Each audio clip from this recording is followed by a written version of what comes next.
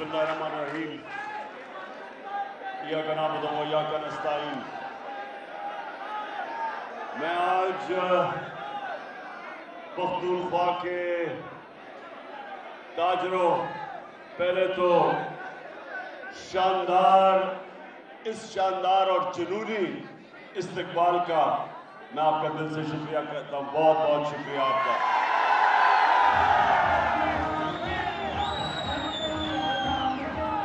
अच्छा,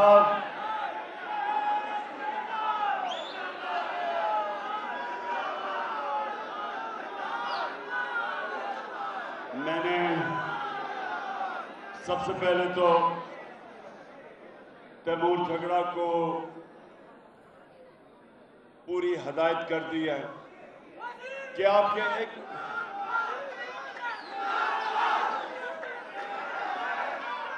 हदायत की है तैमूर को कि मेरे पख्तूनख्वा के ताजरों के जो आजकल मसले आ रहे हैं, मैंने उसे कहा कि वो सारे मसले आपके हल करें और बाद में इंशाअल्लाह हमारी पूरी कोशिश होगी महमूद खान की हुकूमत की कि मेरे ताजर जो उनकी वजह से रोजगार मिलता है, उनकी वजह से दौलत में इजाफा होता है मुल्क की, और हमारी पूरी कोशिश है कि आपके मसले मसाइल हल किए जाएं।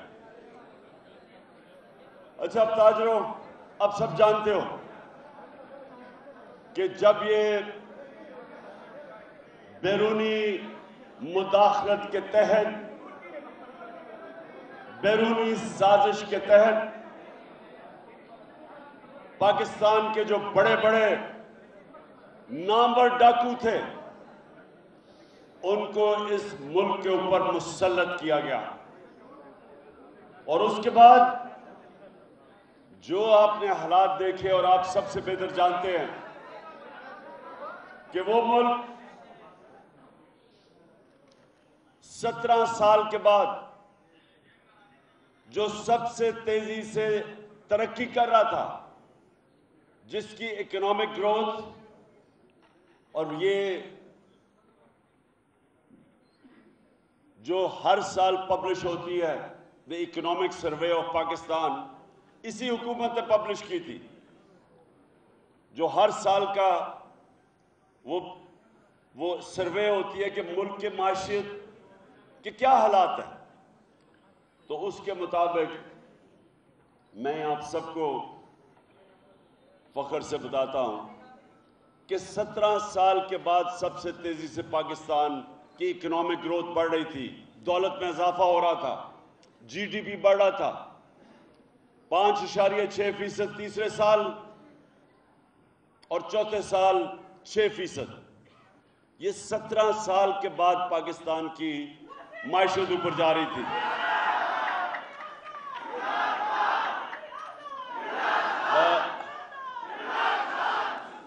देखिए, मैं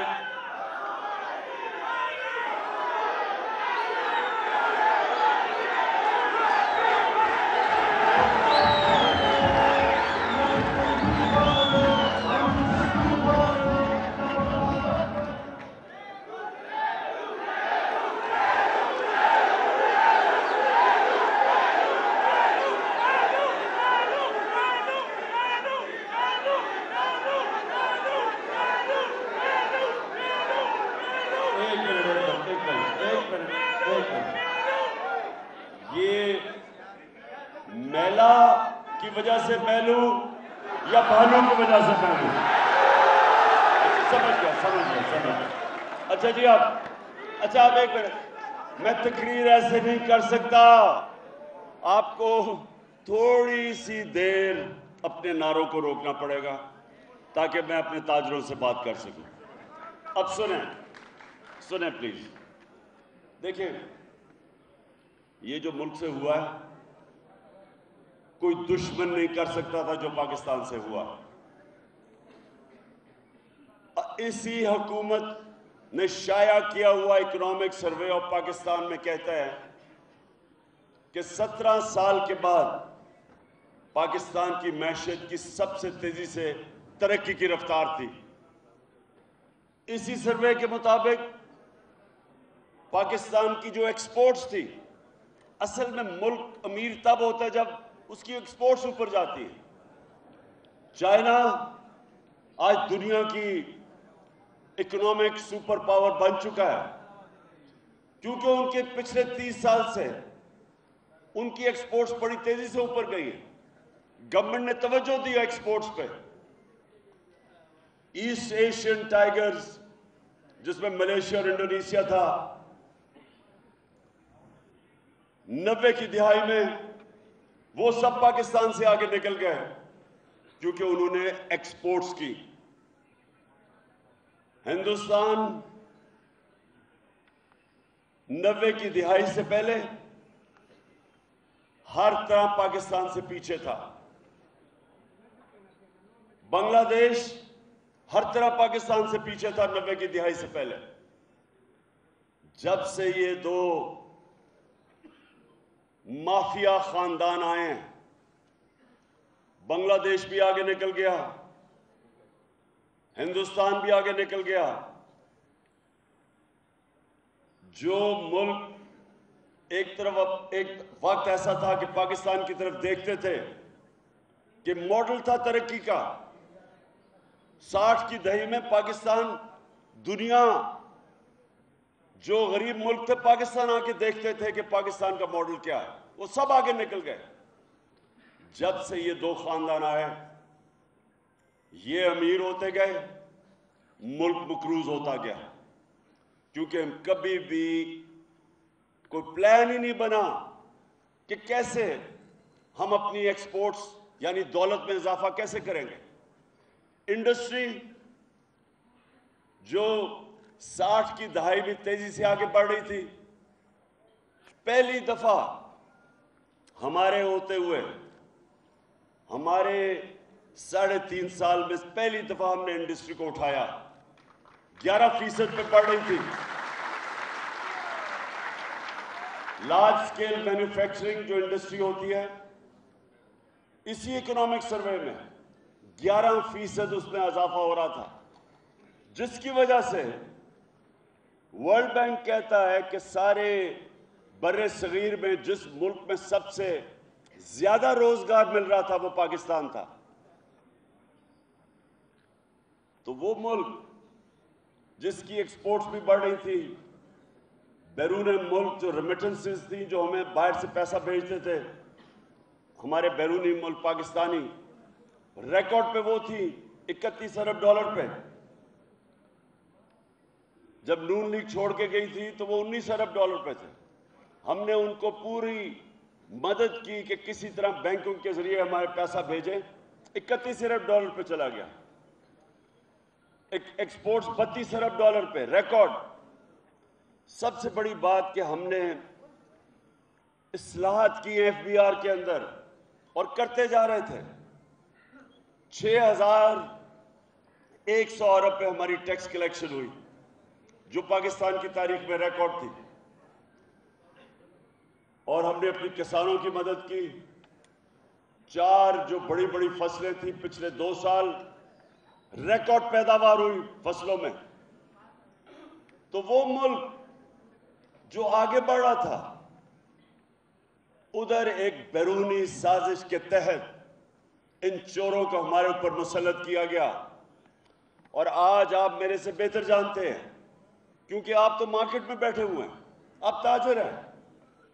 आज 50 साल के बाद सबसे ज्यादा पाकिस्तान में महंगाई हुई है। आज सारे महंगाई के रिकॉर्ड टूट गए हैं। क्या वजह है? ये कहते जी हम आईएमएफ की वजह से महंगाई हुई है। आईएमएफ तो इनके साथ सिर्फ 5 महीने में है, हम तो 2.5 साल हम आईएमएफ के साथ थे। इन्होंने कहा जी आलमी मंडी में चीजें महंगी हुई हैं। आलमी मंडी में पिछले साल से चीजें महंगी थी। मैं जब कहता था कि महंगाई इंपोर्टेड है, आलमी मंडी से है, और सबसे बड़ी वजह तेल है। ये याद रखें कि तेल सबसे ज्यादा हमारा डॉलर खर्च होता है तेल इंपोर्ट करने में, पेट्रोलियम प्रोडक्ट्स के ऊपर। तकरीबन 37% जो हमारा पैसा डॉलर मुल्क से बाहर जाता है वो पेट्रोलियम प्रोडक्ट्स पे था। तो ये सुन ले ताजरों, जब हम थे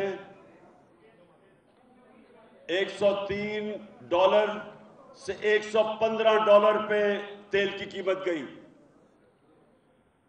आज $90 है तेल की कीमत।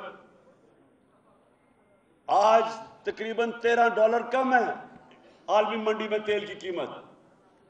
हम डीजल और पेट्रोल 150 रुपए लीटर पे दे रहे थे, 150 रुपए लीटर पे दे रहे थे। आज 250 रुपए पे डीजल है, जबकि आलमी मंडी में नीचे गिर चुका है तेल, और 236 रुपए पे पेट्रोल है, और अभी और बढ़ेगा।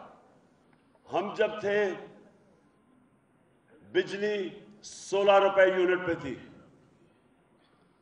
आज 45 रुपए तक पहुंच गई और टैक्स लगा के उससे ऊपर चली गई बिजली। आज लोग बिजली की कीमत नहीं दे सकते, घर बिजली के बिल नहीं दे सकते, आम घर। तनख्वाहदार तबका पिस गया। सारा जो तबका तनख्वाहदार था उसके लिए तो अब क़यामत आ चुकी है। तो मेरा सवाल है कि कौन सी मुल्क में क़यामत आई थी कि सारी चीजें 50 साल में सबसे महंगी? क्योंकि अगर तेल वजह है तो तेल तो अब सस्ता है, हमारे दौर में ज्यादा महंगा था। आज आलमी मंडी में जो घी है, पाम ऑयल है, घी जिसे बनता है पाम ऑयल, हमारी बारी में $1700 का था, आज $1000 पे आ चुका है, लेकिन घी आज महंगा है। आज सबसे ज्यादा जो मसला आने वाला है वो है आटे का। 55 रुपए किलो आटा हमारे दौर पे था, आज 100 रुपए से कहीं ऊपर चला गया। कराची में 120 पे चला गया।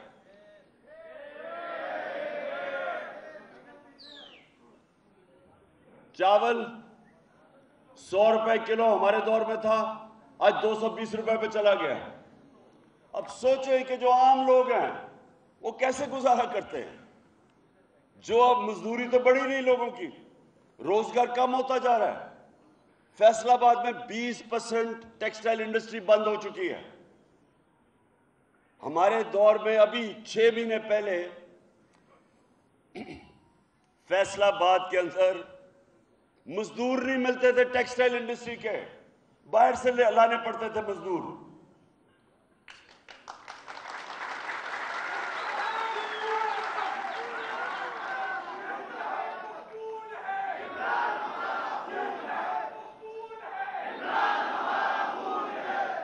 जी एक मिनट बस बस बस।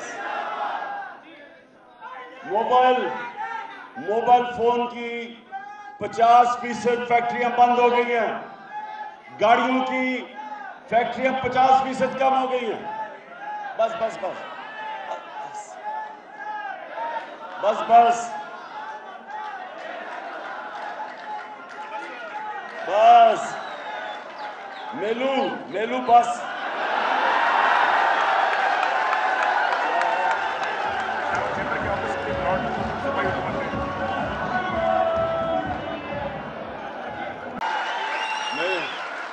मुझे माजरत करनी पड़ेगी क्योंकि वो मेरा नौजवान मेलू से बहुत ज्यादा खूबसूरत है।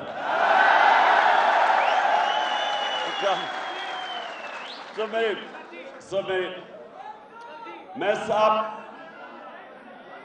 पख्तूनख्वा के ताजरों, आज आपके पास इसलिए आया हूं, आप सबको अपनी हकीकी आजादी की तहरीक में शामिल करने आया हूं। ये आप अपने और अपने बच्चों के मुस्तकबिल के लिए आपने मेरी कॉल की इंतजार करनी है। हम कभी भी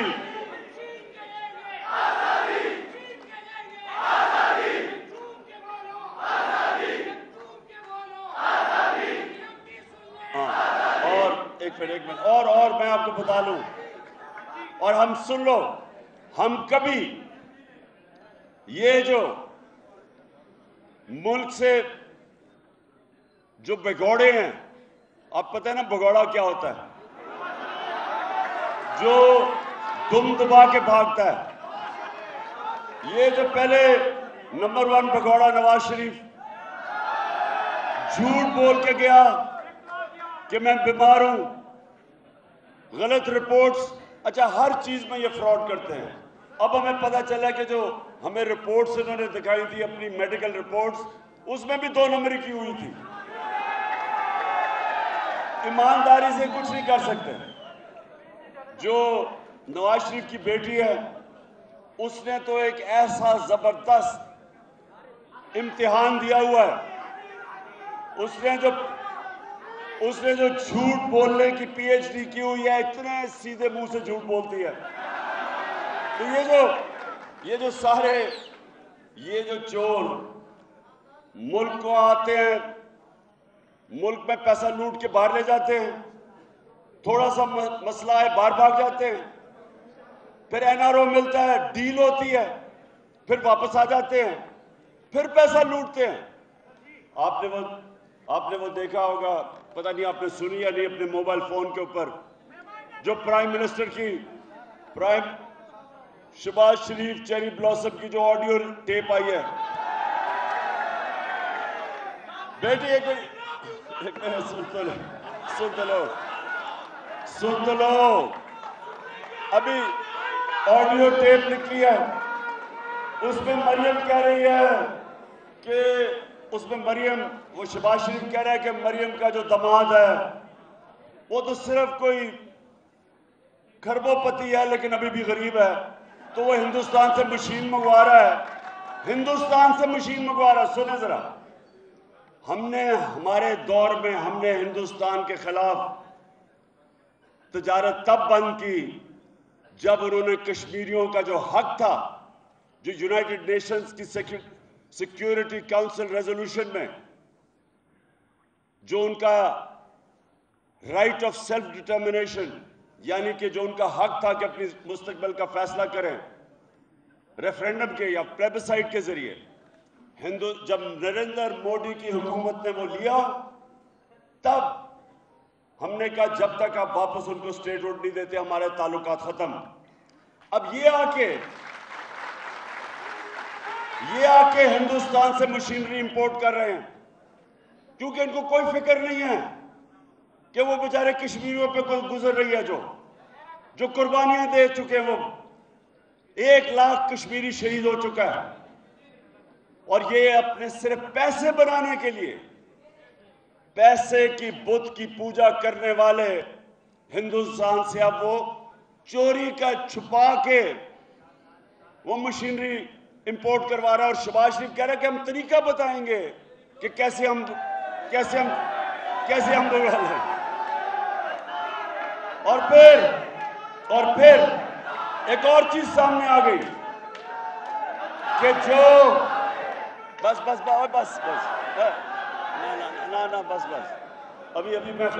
अभी मैं नारे मंगवाऊं, आप सबसे मरवाऊंगा, अभी नहीं। अब एक और शख्स सामने आ गया, बहुत ही बदनीयत, डिसऑनेस्ट बदनीयत, इनके शरीफ खानदान के घर का नौकर चीफ इलेक्शन कमीशन सामने आ गया। वो इससे नवाज शरीफ से हुक्म लेता है कि जनाब कितने तहरीक इंसाफ के लोगों को डिस्क्वालीफाई करना है। और अभी एक और चीज आने वाली है, बेटी बाप को बता रही है नवाज शरीफ को कि जनाब वो चीफ इलेक्शन कमीशन ने कहा मैंने तो इमरान खान को डिस्क्वालीफाई करने का फैसला कर दिया तोशाखाना केस पे,